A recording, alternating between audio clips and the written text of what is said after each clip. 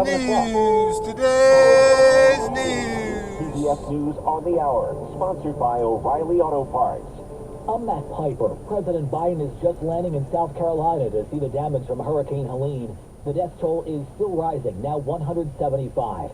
Esther Mannheimer is mayor of hard-hit Asheville, North Carolina, where the president will head to later. You can't adequately describe it in words. We've never seen anything like this here in Asheville. It's unprecedented. The president is set to visit Florida and Georgia tomorrow.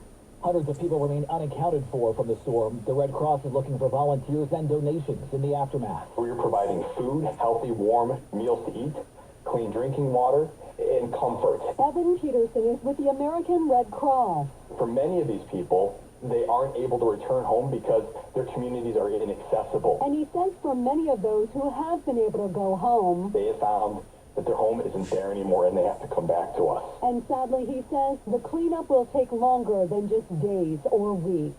This is going to be months or longer. Stacey Lynn, CBS News. Before heading to the Carolinas, the president commented on that Eastern Gulf Coast dock workers strike that began yesterday. The natural disaster is incredibly consequential. The last thing we need on top of that is a man-made disaster that's going on at the ports. They earn up to $39 per hour. They say that is far less than their counterparts on the West Coast. Produce prices could go up first if this lasts for more than a week. Israel's military says some of its soldiers were killed in ground fighting with Hezbollah militants in southern Lebanon. Our Chris Luce is in Tel Aviv. They've shown images, quite dramatic images, of them blowing up what they say were Hezbollah tunnels along the border with Israel, of them destroying weaponry that they found inside of those tunnels.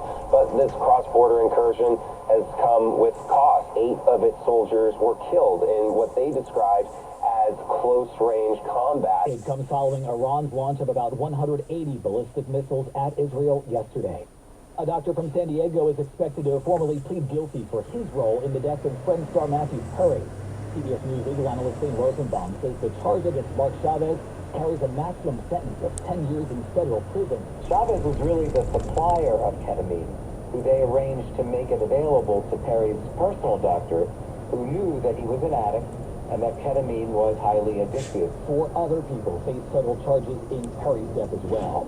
Also happening today, the Maui Fire Department is expected to give its official explanation on exactly how the deadliest U.S. wildfire in more than a century was sparked last year there in Hawaii.